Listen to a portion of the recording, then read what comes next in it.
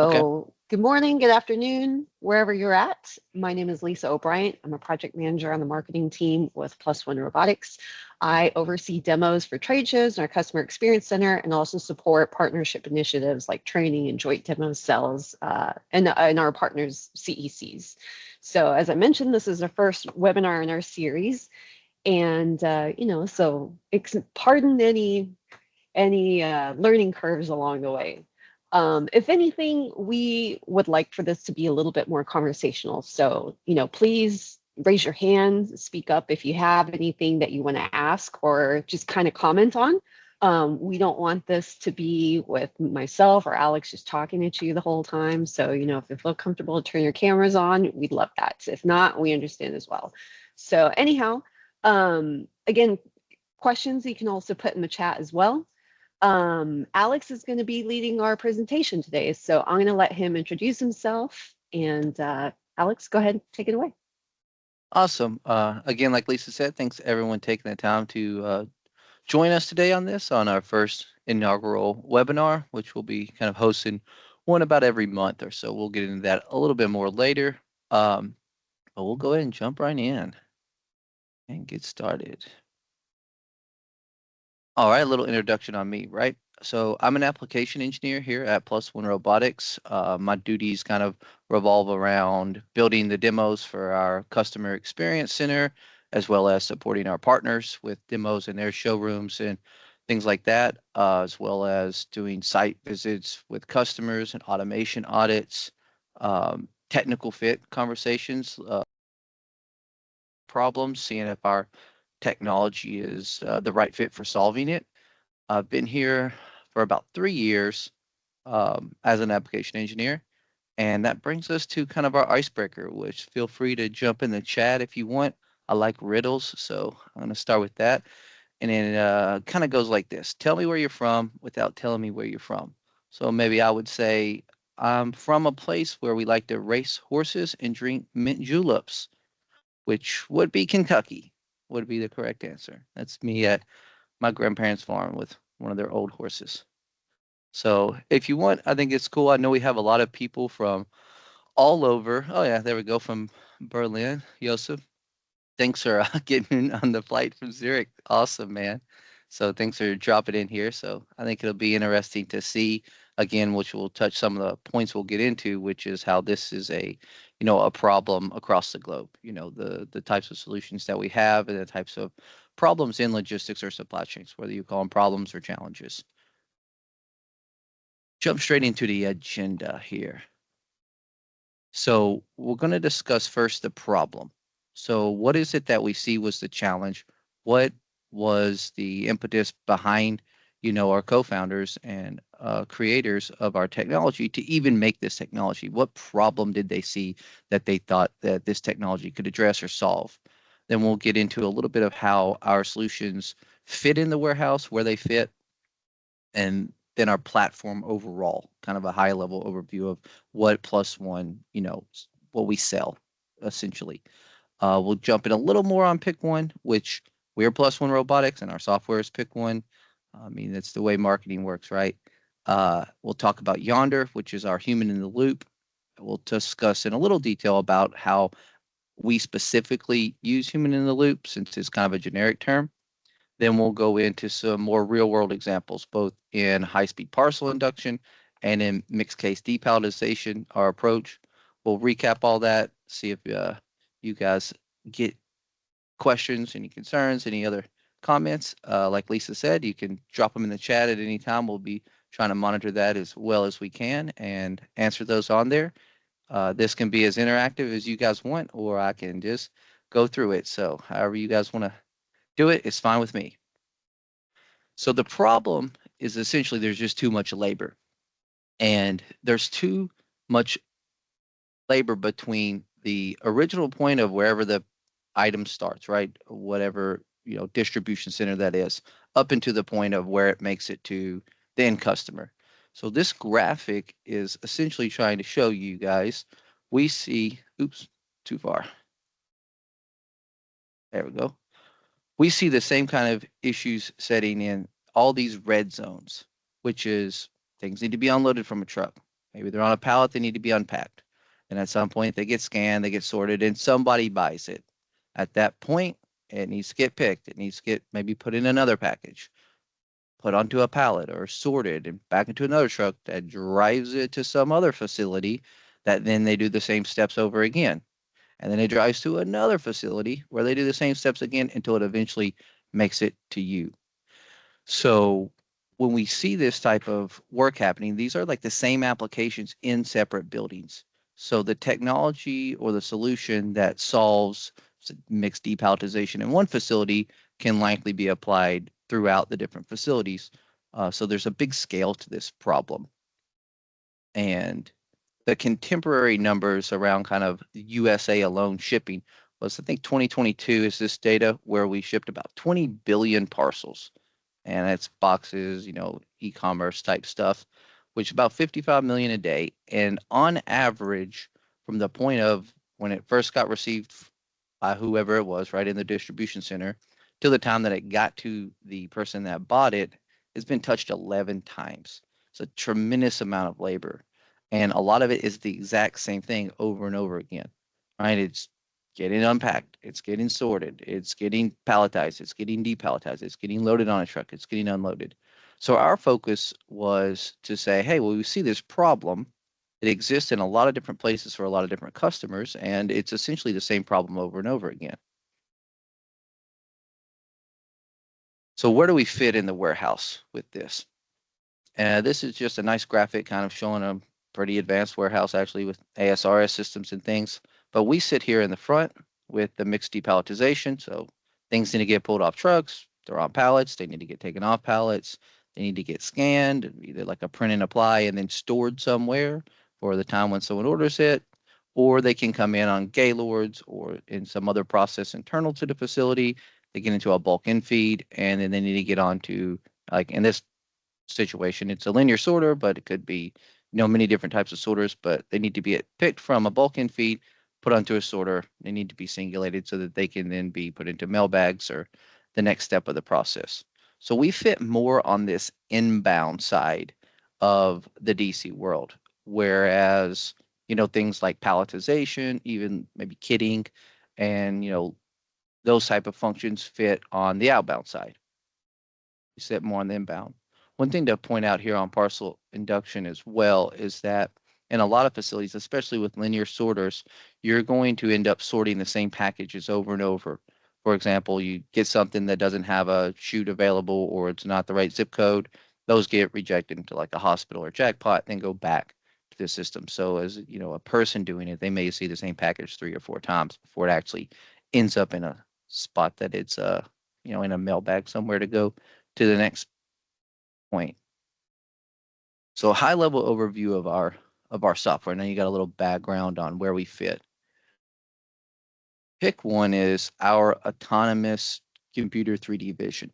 It is a combination of artificial intelligence and 3D vision to give a robot a pick point and other information about what it's going to pick up in space. It's our core technology. It is the enabling technology that allows these robots to, react to the world. We don't make the sensors. We don't make the computers. We don't make the hardware, so to speak. We make the software. And we utilize specific hardware, but that's not what we're into, which you'll see some differentiation in the market. Some people making their own sensors and stuff. Yonder, that's our human in the loop. It's proprietary to us, and it's used when the system itself can't work autonomously.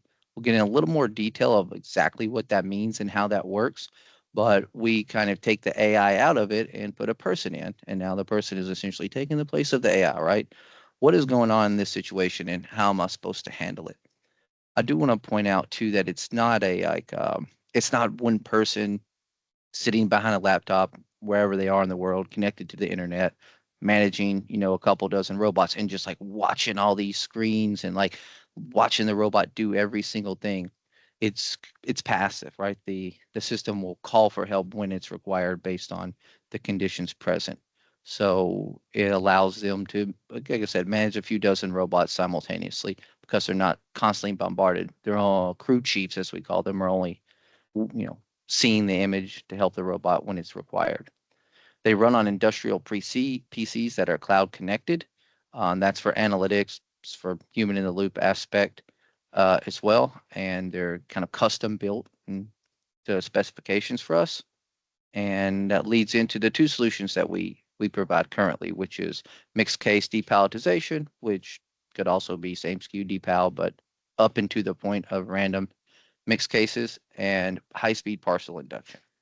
We'll go over a little bit of how they're similar using the same core technology, but how they're, two different problems to solve. So a little deeper dive here into the vision side. Nothing too crazy. So if you guys aren't crazy technical in here, don't worry. I won't jump down into it. It's, oh yeah, you're right, Joseph. It is actually worse if you are the producer. You could have a tremendous amount of touching, which again is monotonous, and this opens up areas for failures and for lack of insight into your process, right, due to variations. So robots are pretty consistent, and they may not be, the greatest thing ever, but you can track them. So pick one is the enabling technology.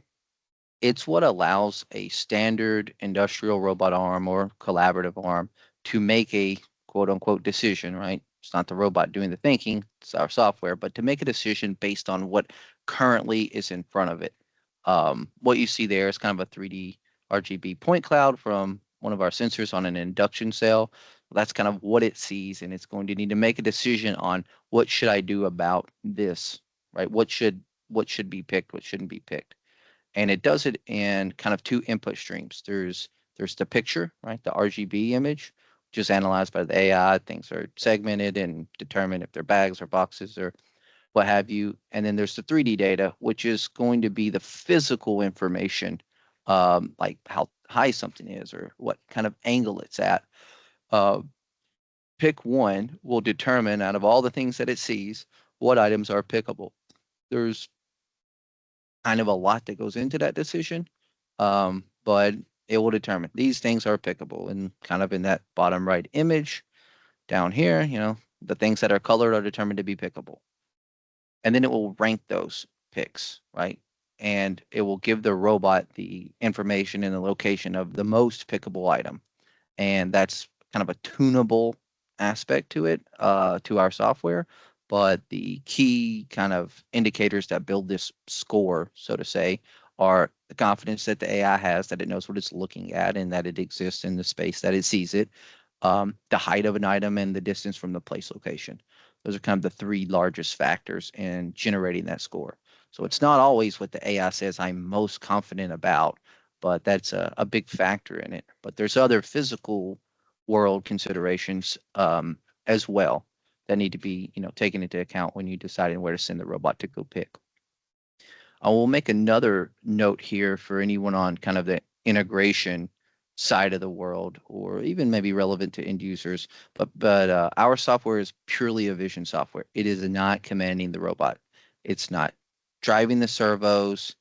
It's just waiting for the system to say, I need something to pick, or did I place too many items on the conveyor, or those types of requests get made from the system to our visions software, and then our software says, oh, pick this item, here's the location, here's the information about it. But our vision software doesn't know if the robot went and picked it or not, right? It's there just to answer requests. It's sitting there, just passively waiting. Which brings us into Yonder and how it works. So if pick one looks at a scene, um, does its, magic, right? And it doesn't come up with a pick, right? And it's not confident, or there's not a score that's high enough for pick one to say, okay, this threshold of score, maybe you have to be at a 90. Nothing's at a 90. We're unsure too much of the situation. Or if there's, a physical situation that went on.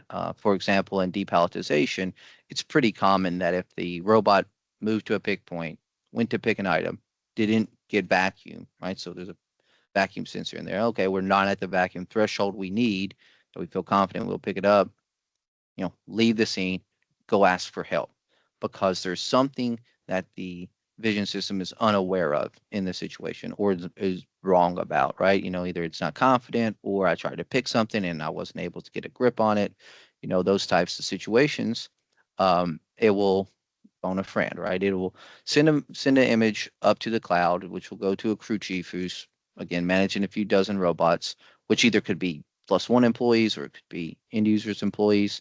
Um, but then they receive the image and they receive the kind of the metadata associated with that picture so that they can tell the robot what it what it should do with the situation, which may be picking something, and maybe, hey, here's the thing, just go pick this. It may not be though. It may be to abort. It may be to send a message back down through, to present on the HMI so that someone locally could intervene on it. Although most of the time, without getting into statistics, most of the time, a tremendous majority, like over 95% of the time, the robot can pick the thing. It's just not, you know, able to do it autonomously because of edge cases, more or less, right? A person looks at, oh, you know what, this box is really kind of damaged over on this side, so pick it over here. And now we can move on, right? We picked up the troubled item and now everything makes sense again and we're able to carry on autonomously. In parallel to this, we do store that image and we're able to run it back through, our, software on in our home headquarters here in San Antonio to analyze the AI's performance, Pareto analysis out why the issue happened to either improve the AI over time or to improve systems over time or moving forward so that we're constantly, evaluating ourselves and our performance. And obviously, people sit in clouds when they're working in crew chiefs. Not really, but I do like that it got the picture of the lady in the cloud.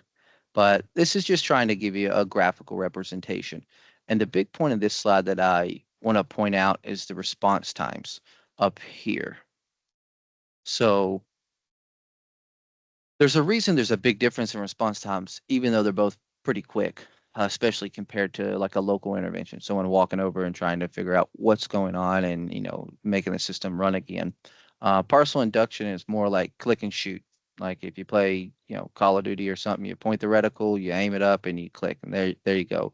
Depalletization is not. It's drawing a boundary. It'll also ask the crew chief, "Are you sure this is the response you want to send out?" So it takes a little longer, as well as just the fact that those problems in mixed depalletization generally take a little bit more time to figure out what to do, right? Like, is this really a slip sheet or is it a box? Oh, this thing that failed, can I really think I could send it over there or not? So they take a little longer, but still much more efficient than someone having to come over there every time the robot has a problem. Great. I got a quick video here of a crew chief, and I did slow it down because they're pretty quick. So this is a slowed down version right here, where for whatever reason, Vision System said, I can't pick this, or and maybe I went and picked it and it lost vacuum on it because the tape's weak or something. But this is kind of how the decal works, right? They say, hey, you know what? Here's the thing. Go pick it. Get it back up and running. And then, of course, then it'll say, hey, I see an empty pallet. Now it's empty, and that can move out and move the next items in. Hey, really quick, I just want to Yeah. check in with the group. I thought this might be a good place to see if anyone has any questions just about pick one specifically or yonder. Um, if not, we can continue to. Yeah, again, I think Okay. everybody is like on perma mute, so y'all permanently muted. So just hop into the chat if you guys got a question. Maybe we'll figure out how to unmute you specifically if you do. Or maybe you can raise your hand and Lisa might be able to figure that out. All right, we're Looks gonna like jump in. Mark is typing a Yeah, question. awesome. See what you got, Mark.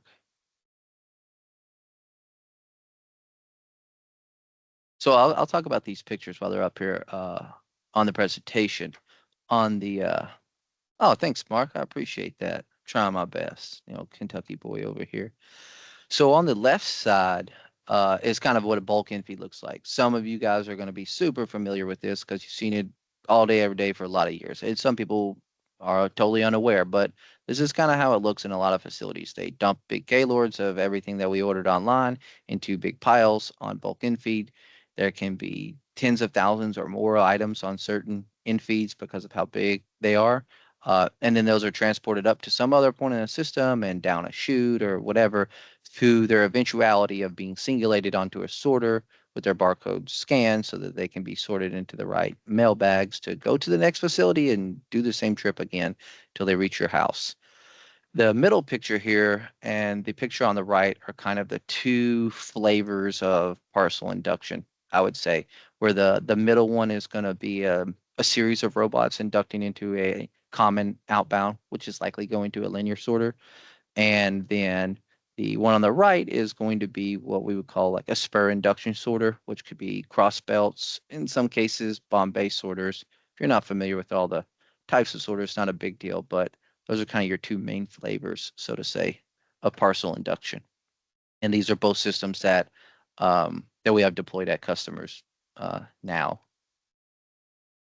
And before we jump into this, again, I know we've got quite a variety of people in here, and not everyone's going to be familiar with any jargon, but in some cases, it's not a really easy way for me to get away from it because of the specific nature of what we're talking about. So I want to cover some basics real quick. The first one is going to be the number one up there, which is bulk in feed. It's not pictured here on this CAD model, but it's just going to be, I don't know, 4 foot, 5 foot, 8 foot wide, huge conveyor system running across the whole facility with everything on it. Number two is going to be where things get diverted and drop into.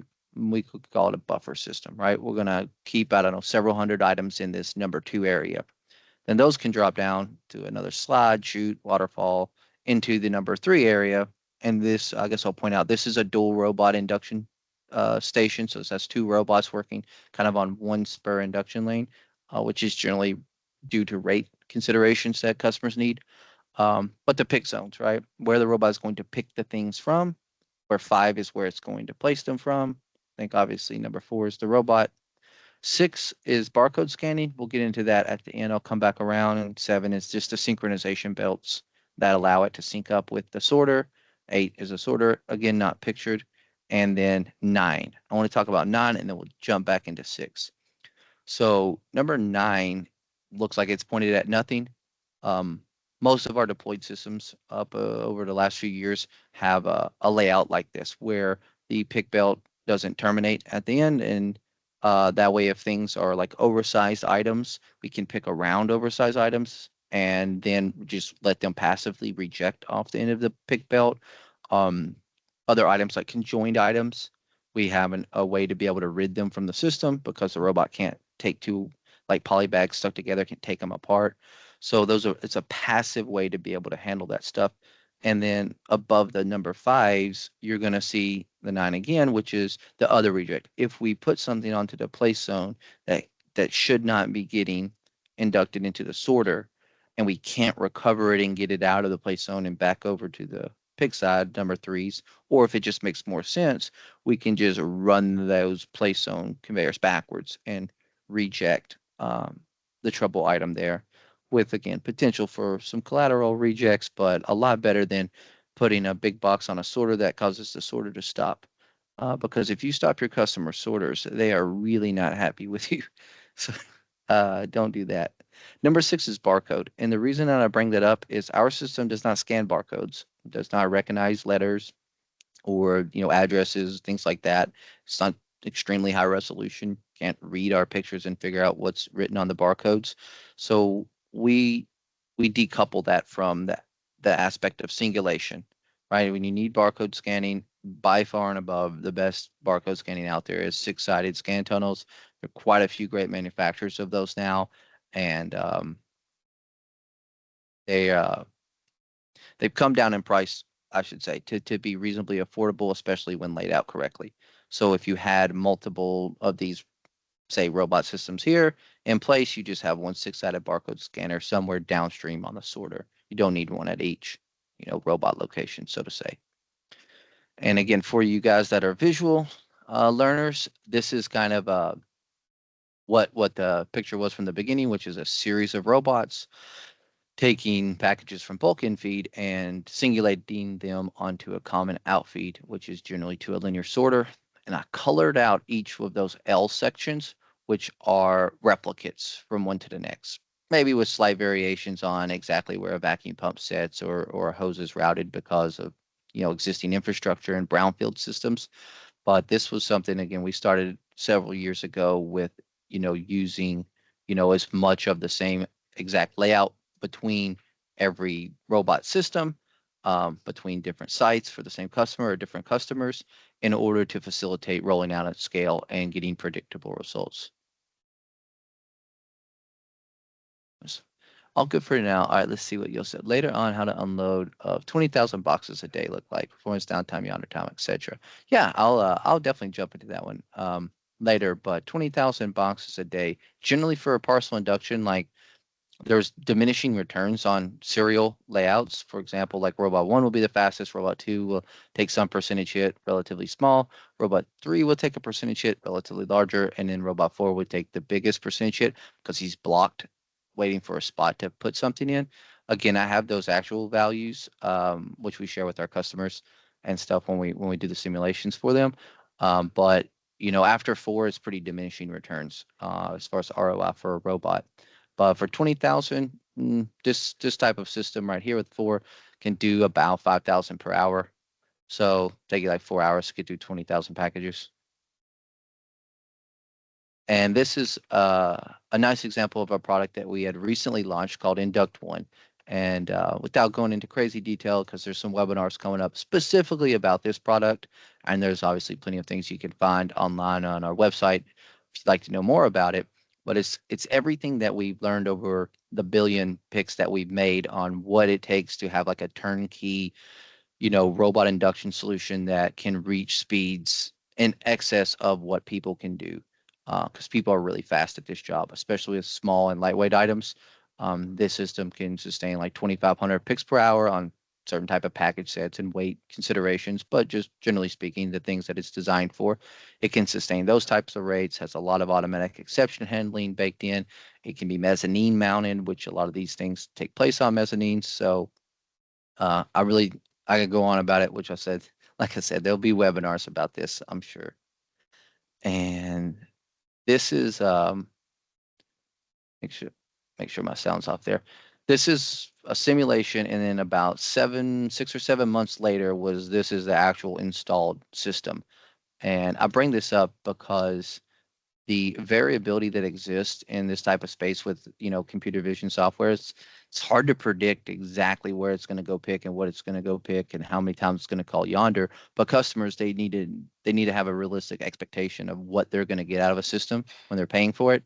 So we've painstakingly developed these simulations that have a version of pick one kind of built in so we can get realistic results. And this simulation versus the real thing was inside, I think they're plus or minus like 4% margin of rate and quality. So they were very happy, and we were obviously very happy when we first had did that, and that we were able to generate something that was so close to the real world, and we're able to use that again now, in the future on everything else. Depalletization. Again, this is just some pictures again to familiarize people. So this is a dual station, so it'll pick off one station over here, and then when that one's empty, it'll pick off the next one, and there's just going to be people manually loading into our AMRs potential there. The middle picture is just a demo that I built some number of years ago at a customer's facility. I liked it because you can kind of see the cameras up here, and the robot and the gripper. It's a nice little picture. And then the right side is what kind of our customers have to deal with, which the technology didn't used to exist to do it between all these random box sizes and like shrink wrap stuff. So this is what we make possible with our vision software. I'm going to go through some features here. Not every single feature that we have inside the depalletization. Oh, thanks, Lisa. It's not every feature that we have in here, but it is different features than are needed to solve the induction problem. I won't go through the bullet points. You guys can read those, and we're going to go over them right now. So we call this layer by layer picking or topmost layer picking, but we have the ability and it's configurable to make sure that the vision system would only ever return a pick point on an item that's on the top layer. And the reason being is that you don't know that an item that's not on the top layer is not like shelved. So, oh, I can see it. If you go pick it, then you just like knock everything over, for example. This was absolutely critical years ago when we developed it and using our technology for depalletization. It's not the same problem in induction. That's why I bring this up specifically. And what I'm showing you there is just me doing some crew chiffing on one of my demos, but it's nice because we have that validity map tool, which is just a color coded heat map. So you can see me kind of moving it around. Again, vision system will pick all this fine. I'm just forcing it to go to yonder. And but that's the height data. So in this case, whether I'm picking crew chiefing or pick one's picking, that's the only item available on the top layer. Offset picking was also something that we developed years ago due to the complexities of trying to do this on a robot program uh, side of the house or the PLC side of the house with calculating centroids and distances and all that. We just offloaded it back into the vision, back to our product team in development, so that pick one would give a pick point with knowledge of the gripper, with that inputs in.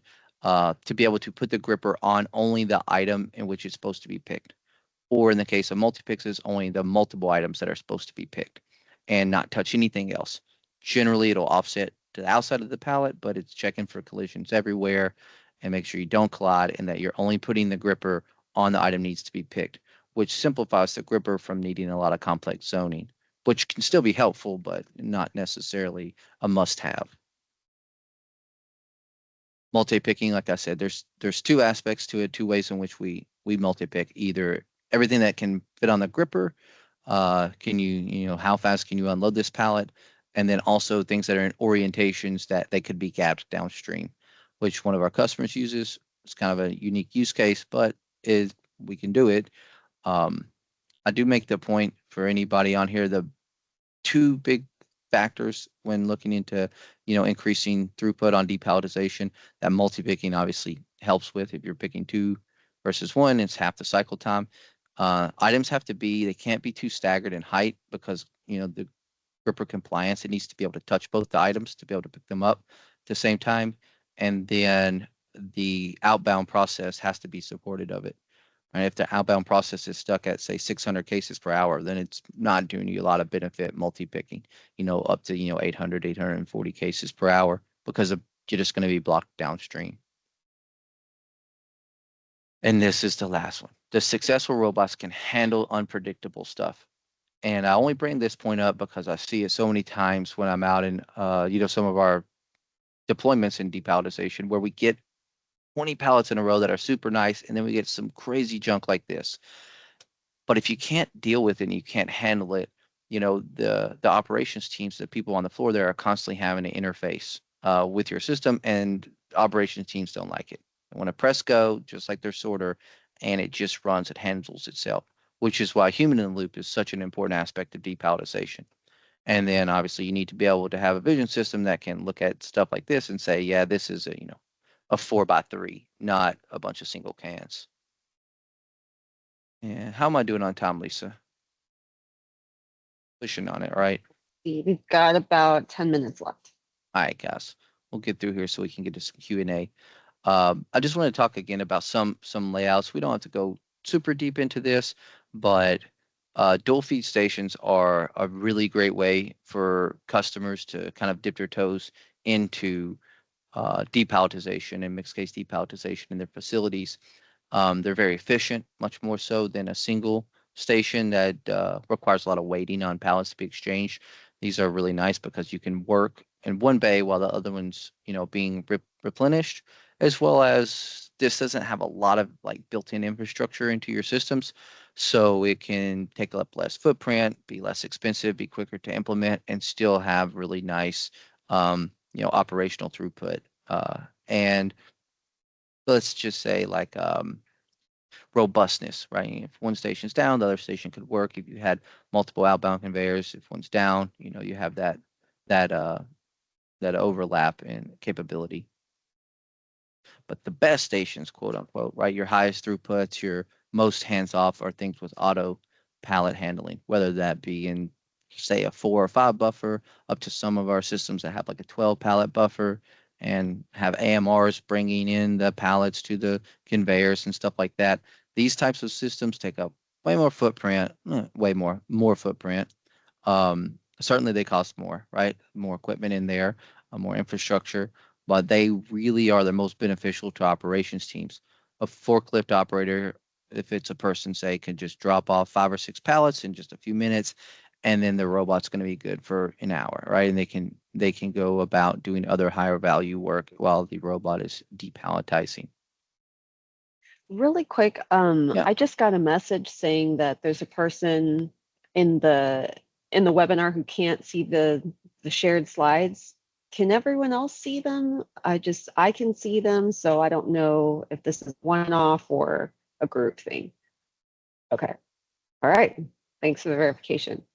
Go ahead, Alex. Awesome.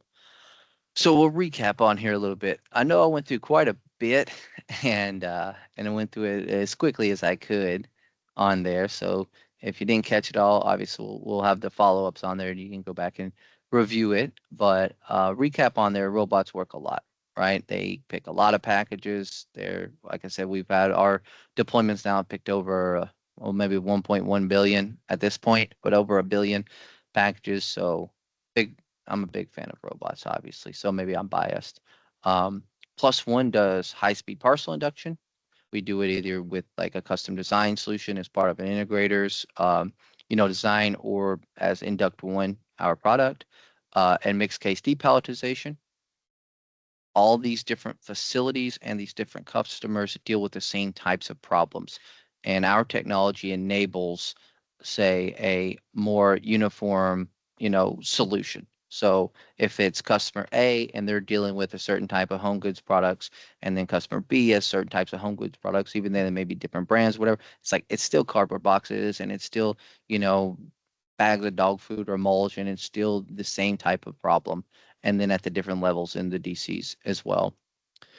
Robots have to become part of the background. This is something, if anyone's been back in manufacturing, things like that, then you understand like the manufacturing, they press go, the machine starts making all the parts or whatever the process is going, and that's kind of you know spread over into logistics that it's still expected to be the same way. When they turn their sorter on, they don't go worry if the sorter is going to have a problem. They're going to need to come interface with it and help it. They don't trying to put robots in to then make the robot tender job, to come babysit them. So they need to be robust. They need to be capable of handling their own problems. Human in the loop helps a lot with that. Um, Obviously, our specific technology sits on the inbound sides of logistics. Depalletization and parcel induction are more front-end processes in DCs. Human in the loop is, I can talk to everyone about it, right? And maybe one day everyone will be a believer, but it's real world value when it takes, a situation that either is going to be like a lot of collateral rejects because vision doesn't know what to do, the gripper can't grab it, or in the case of the robot stops and no one's paying attention and it's been 25 minutes and says, hey, well, why is that decal robot still not moving? Versus someone who's in the loop real time making the decision, as well as the analytics that you can get, the data that you can get to train AI or just to Pareto analysis the system to make it better. And for all our integrator guys out there, like the modular design, the more you can reuse over time with these, uh, makes a huge impact on scaling out with customers. So now that everyone's asleep, you guys want to wake up, ask any questions, put them in the chat because I don't know how to unmute anybody. That's not my forte here.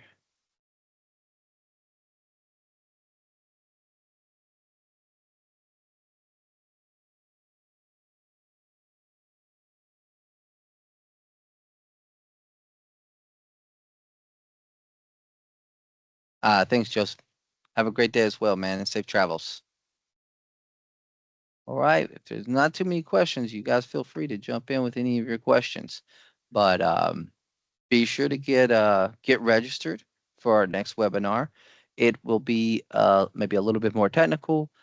It will be specifically more kind of computer vision and pick one related than just kind of this overview that we had of kind of plus one and our solutions. Uh, you can see there the kind of stuff that I'll be going over with it. And so if it's something interesting to you, if you enjoy this first one, we'd love to have you back again. get your feedback on what you thought the value was here, and hopefully we can continue to improve. So you can reach me on LinkedIn. You can reach me on email. Same with Lisa. Any questions, comments, any type of information you got, or obviously if you got opportunities with customers that have these problems, definitely feel free to reach out to me, and we can help you with that too. Otherwise, you guys have a great lunch break if it's your lunchtime, or a great evening if it's your evening, or a great morning if it's your morning. And hopefully, we'll see you guys here in the next few weeks. All right. Thanks so much, everyone. I did go ahead and drop the link to register for the next webinar in the chat. So take a look at that when you get a chance if you're interested. And we'll be filling in more details on it as well, just in the next few days. So, all right. Thanks again. Take care, everybody. Bye-bye. Bye.